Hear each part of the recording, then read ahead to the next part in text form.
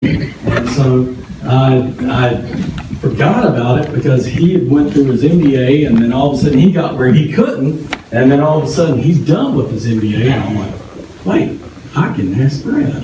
So, and we'll be asking Charles and also Carol in the future, try to give some other folks some chances to speak and talk about your faith. This is what it's about. It's not about just one person speaking their faith. It's not just about a couple of people in church doing work.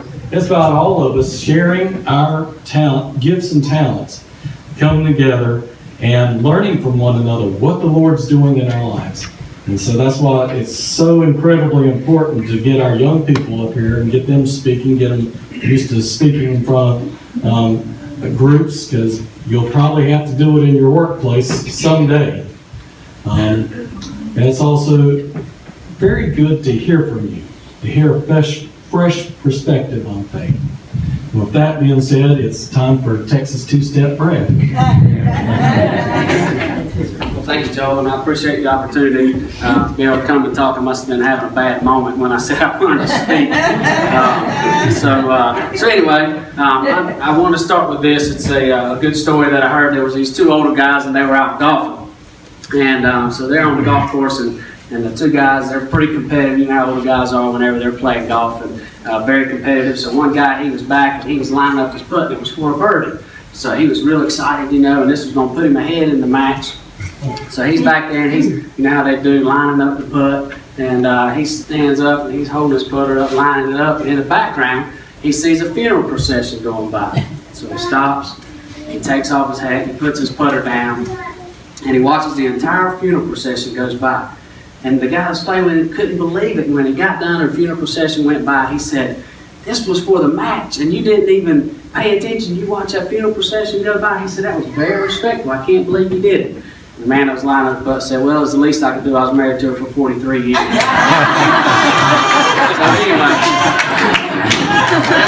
that's my story this morning. Today I want to talk to you about two things. The first thing I want to talk to you about is God's plan. Second thing I want to talk to you about is heavy laden. So to start off with our God's plan and God's plan for us, I want to go through Jonah and the whale. Everybody knows the story. It's a great story. If you haven't seen it on YouTube, there's a little girl that does it, and it's amazing. So make sure you check her out. But Jonah 1 says, "The word of the Lord came to Jonah, son of Amittai. Come up, go to the great city of Nineveh, and preach against it because of their wickedness." Third one is, but Jonah ran away. Now he has confronted me, however, Jonah got up to flee to Tarshish from the Lord's presence. He went down to Joppa and found a ship going to that port. He paid the fare and went down and to go with them to Tarshish from the Lord's presence. So the story goes, Jonah, God's come to him and said, "Listen, I need you to go to Nineveh, and I want you to preach against their wicked ways. Tell them about me." And of course, Jonah, we don't like to be uncomfortable. And this was the same way for Jonah. He said, "Go to Nineveh. Those people are crazy. I don't want to go to Nineveh and preach about you. They might hurt me or something bad's happening." And it's the same for us in life as God tells us His plan, and He has His plan for us. Sometimes He's pushing us a little bit. We don't really like to get out of our comfort zone. We don't like to speak in public, or we don't like to do the prayer for youth group, or we don't. There's a lot of things that we don't like to be pushed out of our comfort zone because it's scary. We have a fear of that. But God does that for us to make us grow. Just like when we were little kids, He's pushing His kids so that they grow and so they can do great things, because God's plan for us is so great that we can't even imagine. But it's up to Him to get us ready. And that's what He was doing for Jonah. So the story goes, he goes down into the bottom of the ship, and he's hiding there from God. They get out to sea, and God sends the great storm. So it's, the winds are crazy, the waves are crazy, and the boat's back and forth. And all the people, all the crew on the boat, they said, "We've got to do something or this boat's going to sink." So they said, "We've got to start throwing everything overboard, get all the weight off the boat we can, and try to save ourselves and save this ship." So they start throwing everything off the boat. Everything they can find that has any kind of weight to it. All their cargo, all their things, and they're throwing them off the boat. And so they run downstairs to get more stuff, and there's Jonah down there sleeping. And they say, hey man, wake up. You got to get up here and help us. We're going to sink. There's a great storm out here. So Jonah comes running up to the deck, and he realizes that it's God that's done this for him because he's looking for him, because he's not doing what God had asked him to do. Same thing in our life. When we don't follow the plan that God has for us, it can get a little dicey. It can get a little rocky. It can get a little scary. So that's the same thing that he was doing to Jonah. He was trying to wake him up and say, hey, look, now I've asked you to do something. I have a plan for you. But Jonah was too scared, too fearful. He didn't want to get out there and do it. So Jonah said, listen guys, the only way you're going to save yourself is if you get rid of me. God's looking for me. God's trying to get me back on track. That's why it's so rough out here. That's why I'm having these hard times. So they say, okay, fine, you're gone. If he's going to save our ship, you're out of here. So they take Jonah, they throw him over, and the seas are calm. So I can imagine Jonah down there going, whew, well, I got through that one. He's doing the backstroke and those calm seas, the winds are gone. He's thinking, man, Lord, I appreciate you getting me out of that mess, And the guys on the ship, of course, were happy. But the same thing happens to us and God's plan is, it's rough. Then we get a little breather. God says, okay, you're still not doing what I asked you to do. But I'm going to give you a little break, a little breather, catch your breath. And we think we made it through. We think we're doing it ourselves. And we think we're controlling everything ourselves. I was always real good about that. I thought, man, I can make this work, and I can make this work, and if I try hard enough, this will work. But ultimately, it's His plan for us. So Jonah's there doing the backstroke, getting his little breather in, thinking, phew, all right, got to hook off that. I ain't going to have to go to Nineveh after all. Well, here comes a whale and swallows Jonah. So that's just like us. We think we're doing okay, then all of a sudden we start going down again. We start sinking again. And life starts pulling us down again because we're still trying to get away from what God is wanting for our lives.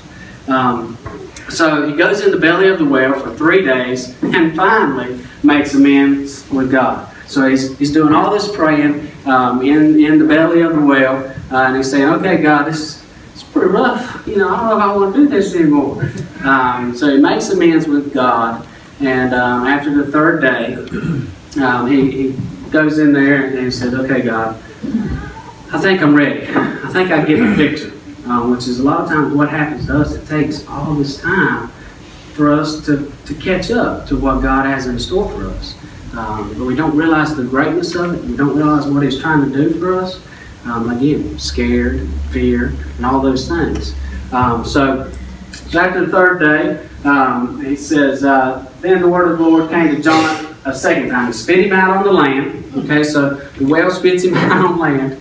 And Jonah saying, my Lord, that was terrible. So then the word of the Lord comes to Jonah a 2nd time. And he said, get up, go to the great city of Nineveh, and preach the message I tell you. So Jonah got up and went to Nineveh as the Lord commanded. So exactly like us, we go through all this mess and all these crazy things, trying to do it ourselves. And at the end, God's plan doesn't change for us. At the end of it, God says, guess what? I want you to go to Nineveh and teach my word. And John's like, well, darn, if I'd have done that a week ago, I'd have been fine. But that's the same thing we do. When we're in it, and when we're trying to fix it, and when we're trying to make everything work out, we lose sight of what God is trying to do for us. And if we'll just let go and let God, it'll be fine. He's not going to change anyway. Our plan that He's got for us is not changing anyway. The destination is still the same.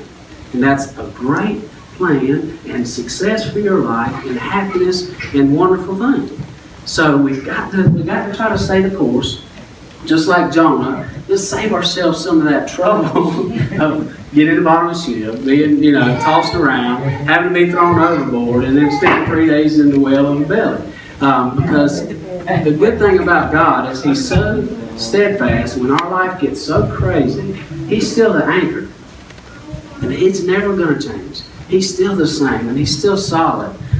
So, you got somebody in your life that's an anchor point, man, you really gravitate to them because you're looking for somebody who's steadfast, somebody who never changes, somebody who doesn't get caught up in the emotions of decisions, of things going on in your life that's so crazy. God is that person for you. He's that anchor for you. So if you just hold on to Him, I'm telling you, He'll keep it straight.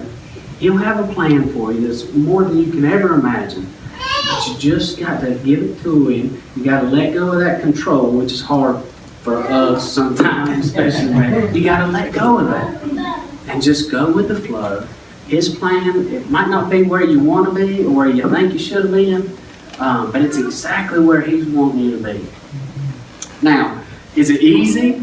No. Is following God's plan a piece of cake? No, it's really not. And a lot of times we're going to move to the next part, and that's heavy laden. A lot of times we get a little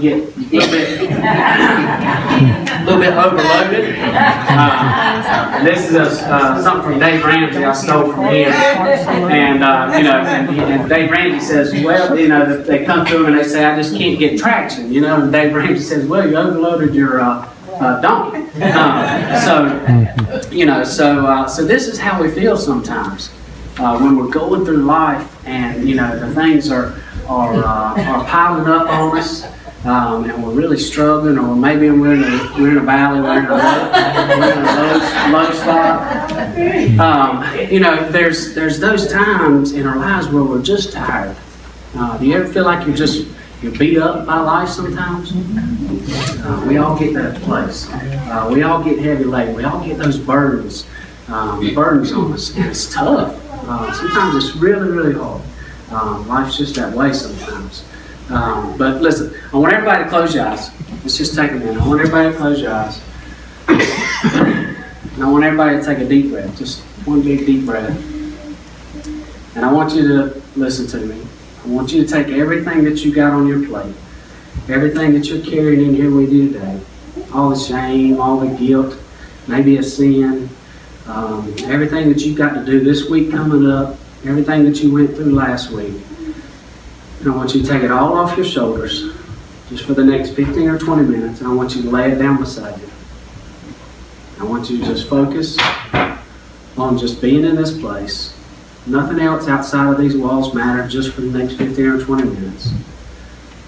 Just relax and feel the sun coming in the stained glass windows, and focus on the cross up here, and just relax. And just know that you can be in this place, worrying about nothing.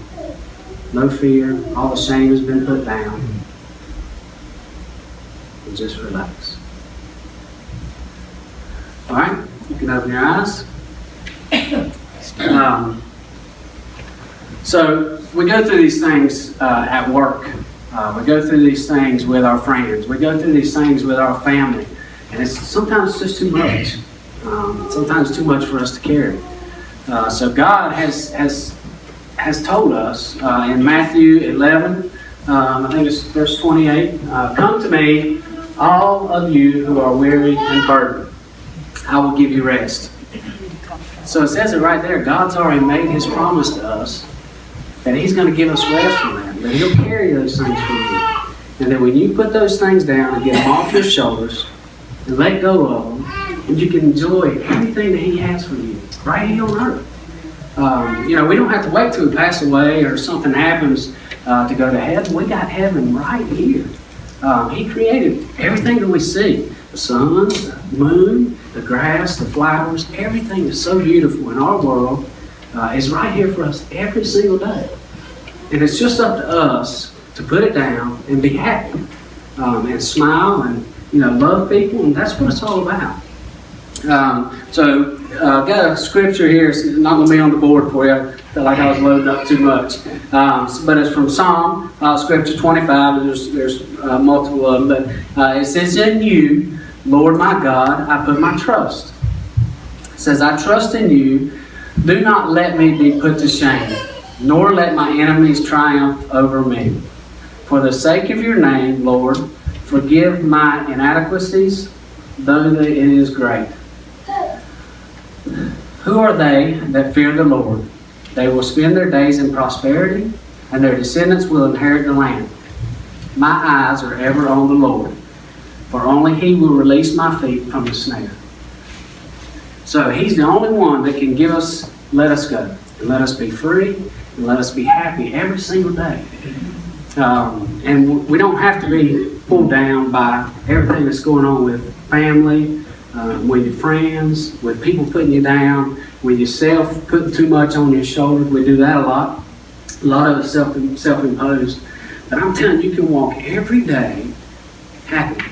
You can let everything go and give it to God, and He'll take care of it. And I'm telling you, He'll do a better job than you ever think you could.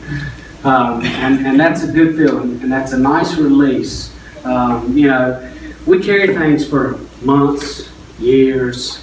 We hold on to grudges. We do all those things that we're carrying on us, and it's just too much. Sometimes it's just too much. So, got something I want to share with you. It's a story. Ty's going to help me with this one. He doesn't know he is, but he's going to come up and help me with this story. So Ty, you come on up. And I would walk down and talk to y'all, but I think Danielle was playing a joke. She took my papers, my reference papers, in case I got lost. So Ty's going to help me with this story. All right. So this is my only son, and I'm very proud of him. And in my eyes, him and Allie are perfect in every way. In every way. So, Ty has a friend that doesn't vouch for him. He doesn't get behind him. He doesn't stand behind him. He pretends like he doesn't even know him. So, soldiers, they come to our house, and they grab Ty, and they barge through the door, and they grab Ty, and they pull him out of the house. And as they're pulling him out, I know I can stop him. And I know I can stop him from taking him. But I don't, because I know what has to be done. So as they drag Ty outside, and they beat him until the bruises are instant. I mean, his body is covered in bruises. And they beat him, they throw him down, and they kick him. He looks back at me. And he says, doesn't have to say a word, but he looks back at me, and in his eyes I can see that he says, Dad, I did everything right. I didn't do it. I did everything I could. He said, I loved everybody I saw, and I helped everybody that I could. Everybody I placed my hands on, I helped. Dad, I didn't do it. I didn't do anything wrong. And I said, I know, son, I love you, and I'm proud of you. But I know what has to be done. So as they drag him up the road, and they're beating him, kicking him, people are mocking him, yelling at him, and they throw a cross on his back, and he's beaten so bad that he can't even carry it. So they grab somebody out of the crowd, and they help him carry the cross, and they get it to where it belongs, and they lay Ty down, and they grab each arm, and they spread it out, and they drive the nails through his hands. I can see in his face as his eyes shut, it's all that he can stand. And it's all the pain that he can bear. And he looks at me and he doesn't have to say a word. He says, Dad, I did everything right. I loved everybody that I could. And I tried to help everybody that I could. And I didn't do anything wrong. And I look at him and I say, I know, son. I'm proud of you and I love you. But I know the price that has to be paid. So they drive the nail through his ankles, and they take a crown of thorns and they push it on his head as blood runs down his face. And it's all he can do to keep his head up. As they mock him, and as they're hitting him, and as they're throwing things at him, they stand the cross up, and all the weight of his body is pulled down on his hands and on his nails. And I can see in his face that he can't stand it. The pain is too much. And I want to pull it down off the cross, but I can't. Because I know what has to be done. So about 3 hours go by, and Ty yells because this pain is too much. And he yells to me, he says, Daddy, why are you not saving me? But I know the price that has to be paid. And I say, I know, son, I love you, and I'm proud of you. The next time he yells will be his last. And And as I watch my son take his last breath, it crushes me, and it kills me, and it's more than I can stand. But I know the price that has to be paid. Thank you. So you come to me, after this happens, you come to me and you say, man, Brad, I really appreciate your sacrifice. And I'm really grateful for what you did, for what your family sacrificed for us. But I tell you, the sin I'm carrying, I just can't seem to let it go. I'm just not going to be happy. I just want to hold on to it. And I want to yell at you, and I want to shake you, and I want to say, did you see the sacrifice that we made? We gave up our only son just so you could walk every day and be happy. And you say, well, I tell you, I appreciate it, but I just can't do it. I just can't let it go. I just can't lay that sin down.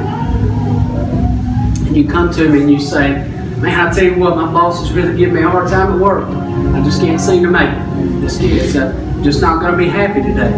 Just can't seem to let it go. And I want to yell at you and say, I gave my only son for you to walk every day to be happy, for you to smile, for you to love each other. And you can't do that? But you know what God says? He's different than I am. God says, I know it's tough what you're going through. I know it's hard.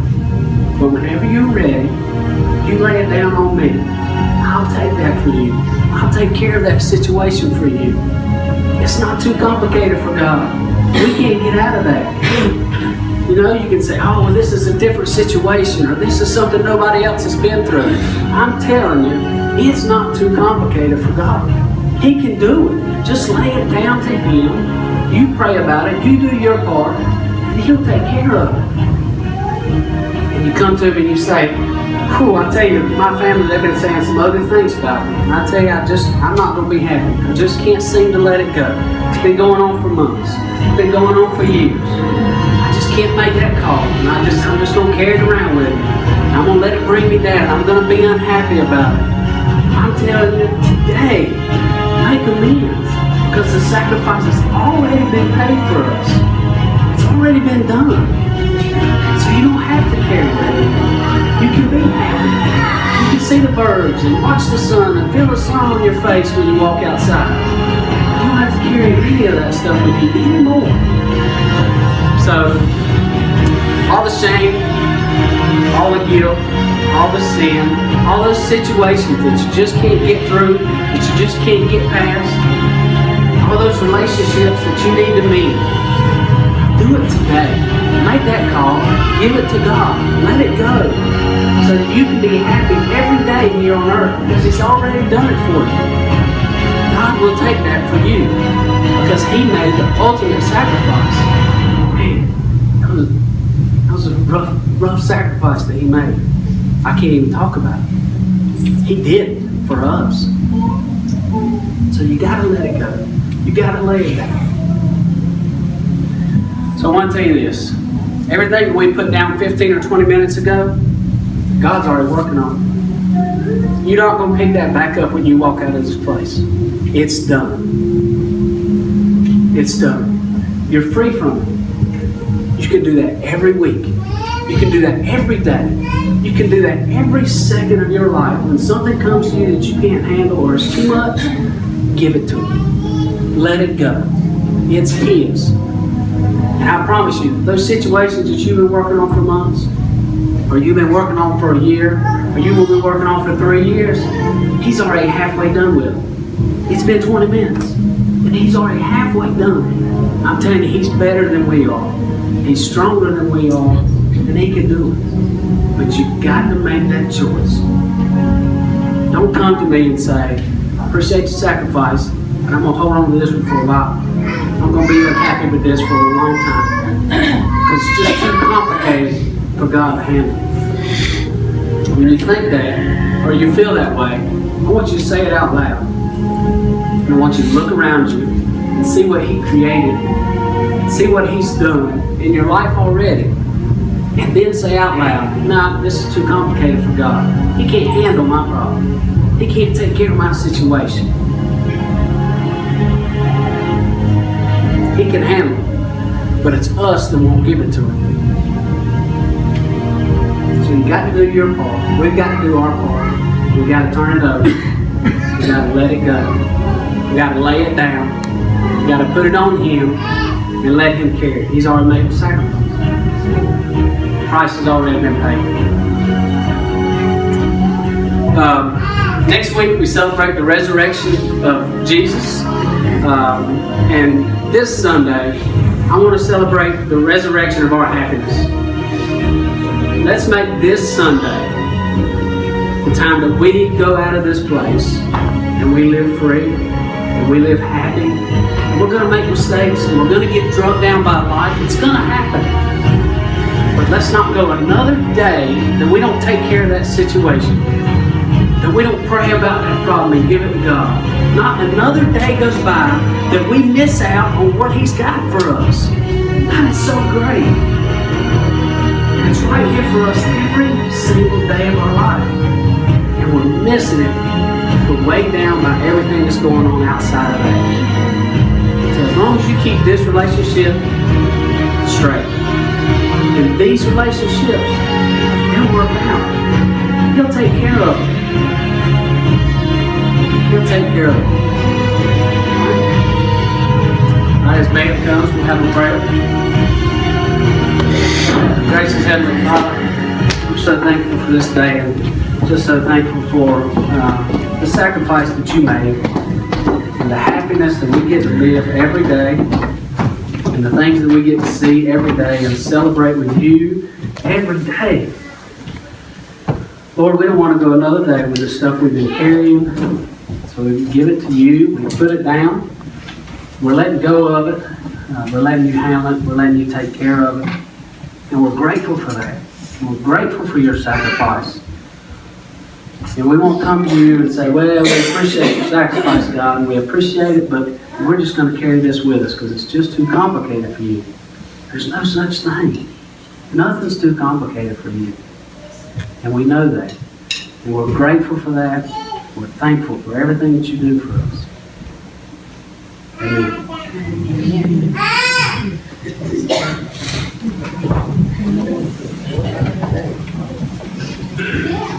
Our invitation is I Surrender All, and I know you're going to recognize this one as Charles comes to pray with you also. Grab a friend as you come down to the altar. Pray for your friend. This song today, this message today, I think it's what we've needed for a very long time. Please stand as we sing.